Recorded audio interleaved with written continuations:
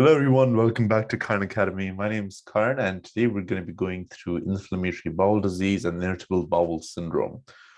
Now, before we even start, I really want to preface this lecture by saying that this will come up. This will come up time and time again. It's going to come up on your exams. It's going to come up on your pathology. I will bet anything I have on this. I will delete my entire life if it doesn't. So please know this inside out. Please. So, what is inflammatory bowel disease? And after this slide, we'll talk about IBS and how the two are different. Now, inflammatory bowel disease is a chronic inflammatory condition, which is either Crohn's or ulcerative colitis. What you really need to know through, and hopefully we get this through across this lecture, is the difference between Crohn's and UC, how they present, and how would you manage them, and how they differ to IBS. Because very commonly you might be asked, doctor, is this IBD? Is this IBS? Are the two different? Are the two the same thing? So know that. In terms of risk factors, the biggest one is having a family history, especially for ulcerative colitis. Age is also a big one because this is going to be more likely in your younger person. And just like we have anyone above the age of 50 with blood in their stool is automatically a red flag for colorectal cancer, a young person blood in their stool with anemia is kind of a boom boom IBD kind of picture.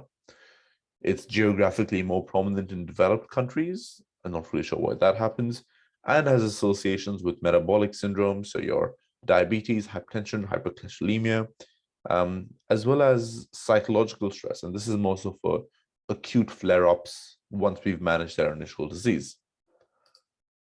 So how does IBD present, and I guess what are some complications we worry about? So the primary disease, which is inflammation of the gut, is going to cause a few issues. Firstly, with high levels of inflammation, you're going to have a mucosal surface that's very sensitive and one that's really prone to bleeding. So you're going to get blood and you're going to get poor absorption of mucus. So you're going to get mucousy diarrhea that is often bloody. Because of this inflammation, you're going to get abdominal pain and tenesmus. And you can also have perianal involvement or involvement of the area immediately around the anus. This can be the pain, itching, polyps, but this is more so common for more for Crohn's than it is for UC. In terms of complications, anemia of chronic disease, as well as an iron deficiency anemia.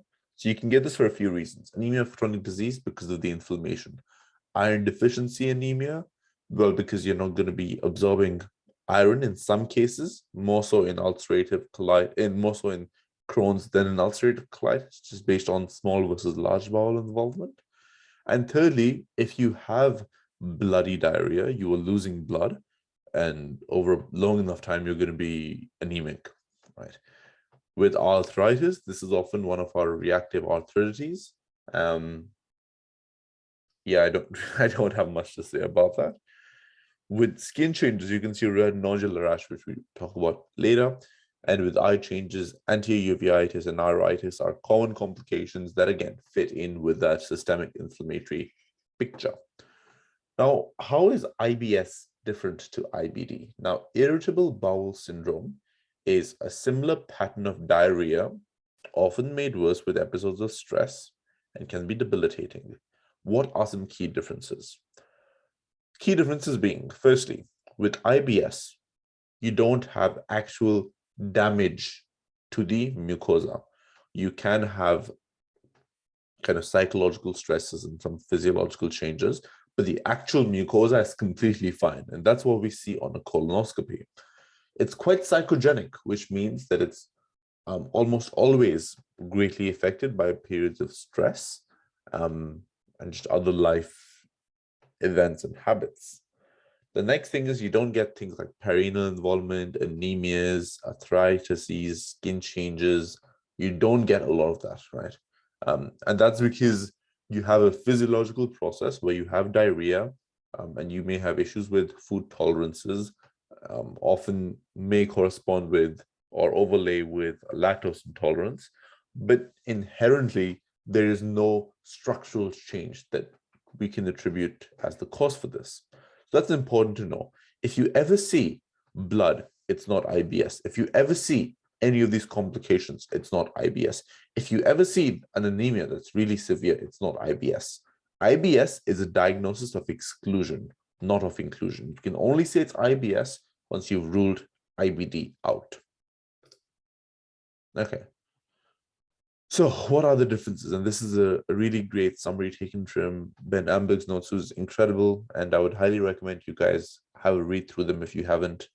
I really like the way he explains the physiology behind a lot of things, not just for GI, but for all systems. So the way I would like to explain these complications is talking about how the two diseases are different based on what they affect. So Crohn's disease, the way I think of Crohn's disease is it's short and it's sharp. It affects segments of everywhere, but the parts that it affects all the layers, which means it's transmural inflammation. And in those parts, it can cause a lot of damage versus the ulcerative colitis, which is kind of a slow and steady man. Your ulcerative colitis will cause high levels of erosion that is continuous, that is superficial from a distal to proximal end, which means it starts near the anus, in the cecum, rectum, and goes all the way up the large bowel. And it often has a very clear line of demarcation. So it kind of is continuous, and it stops somewhere. Versus Crohn's, which you can have lesions in the large bowel, some in the small, some in the perianal area, some in the mouth. It's quite skippy that way. In terms of strictures, a stricture is an inherent fibrotic change that has resulted in a smaller lumen size. Obviously, you're going to be prone to strictures if you have transmural inflammation, which is going to be seen with Crohn's.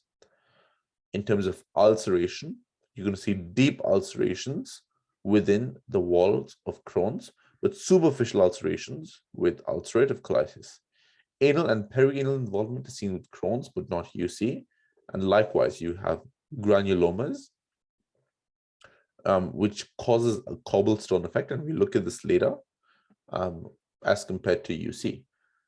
In terms of cancer risk, UC surprisingly has a higher cancer risk. And this caught me a bit by surprise because I always thought that, Crohn's is, as I said, transmural. It seems to be higher grade inflammation. Shouldn't that correspond to a higher risk of dysplasia? Apparently, no.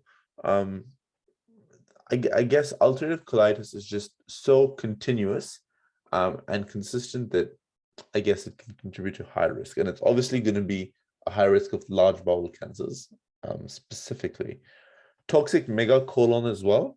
And again, because all of the large bowel or a continuous segment of the large bowel is affected, it's going to put you at a much higher risk of those complications, like a toxic megacolon that commonly affects the cecum. And next we have PSC, or primary sclerosing cholangitis, which we talk about in our biliary series. But what it basically is a set of strictures because of sclerosis within the biliary tree. And the patient presents with abdominal pain, jaundice, and is a common differential for gallstone pathologies. Now, I've got a few pictures because I think pictures are a good way to learn, and this will come up on your path exams. What is this? This is a granuloma. Granulomas are seen in Crohn's. What is this? As you can see, there's very just garbage looking tissue, and then what looks relatively healthy. And there's a very sharp line of demarcation. So this is a distinct border with ulceration that's seen with ulcerative colitis, not with Crohn's. Oh, never mind, I gave it away. So this is what normal tissue should look like. This does not look normal. So this cobblestoning effect is because of those deep fissures and ulcers. And this is called cobblestoning, and it's seen in Crohn's, not in UC. Now, what is this? As you can see, we have our nice lines here, which is normal. We have the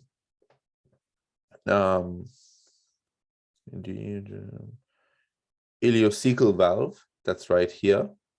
And as you can see, we have lost this hostile structure all the way up to here. And there's a sharp line of the demarcation. And that's quite typical of UC, where you have distal to proximal involvement of the large colon. Now, what can you see here? You can see Sorry, it's pretty late here. As you can see, you have normal looking tissue here, you have normal looking tissue here. This looks a bit shit. The size of the lumen is narrowed, you have thickened areas.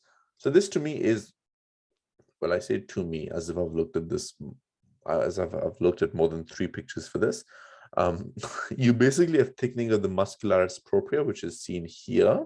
So this is the thickened muscularis propria. As you can see, this is normal. It should be thin, not thick. And you can also see strictures developing as you see narrowing of the size of the lumen, and that's seen with Crohn's. Again, does this look like everything's affected or parts of it? So this is kind of your patchy ulceration that's seen in Crohn's, and it's often called a skip lesion because it skips segments. So how do you manage IBD? Firstly, you treat the complications and address the risk factors. Our goal is to induce remission and then obviously maintain remission. So how do we do that? First, we want to give them loperamide to manage their diarrhea, so antidiarrheal medications. We want to correct their anemia, depending on whether it's iron or B12, depending on which part of the bowel has been affected. We then treat other complications like the arthritis, the uveitis, iritis, all that. So arthritis, analgesia, eye drops for lubrication for anterior uveitis and iritis. And step 2 is then talking about inducing remission. We usually use high-dose corticosteroid therapy for about 2 weeks to induce remission and then to treat flare-ups. Now, this can be either prednisolone or methylpred, depending on how severe the first episode is. And the common indicator for that is how many times do they have to go to the bathroom. Anything greater than 7 to 10 is considered severe. Or sorry, it was 6, not 7. So anything less than 6, we go for prednisolone, 20 mg per day, which is quite, it's not the highest, but it's pretty high. And then with severe, which is more than 6, we go for hydrocort, and that's given IV. After that, we basically aim to keep things there and add medications if they don't. So keep them there and add medications until you achieve adequate control. So we use disease-modifying drugs. The first one is sulfasalazine or ASA. We then also have azathioprine, methotrexate, and always give folate because it's a folate antagonist. And then lastly, we have biologics like infliximab that are used if the disease is severe and uncontrolled. You would not be expected to prescribe biologics as a junior medical officer, but there's definitely something that a consultant gastroenterologist would be more familiar with managing. And that's all we had for IBD and IBS. I hope that made sense. As always, any questions, shoot me an email or a text message. I'll be sure to get back to you. And as always, please look after yourself and please look after your loved ones.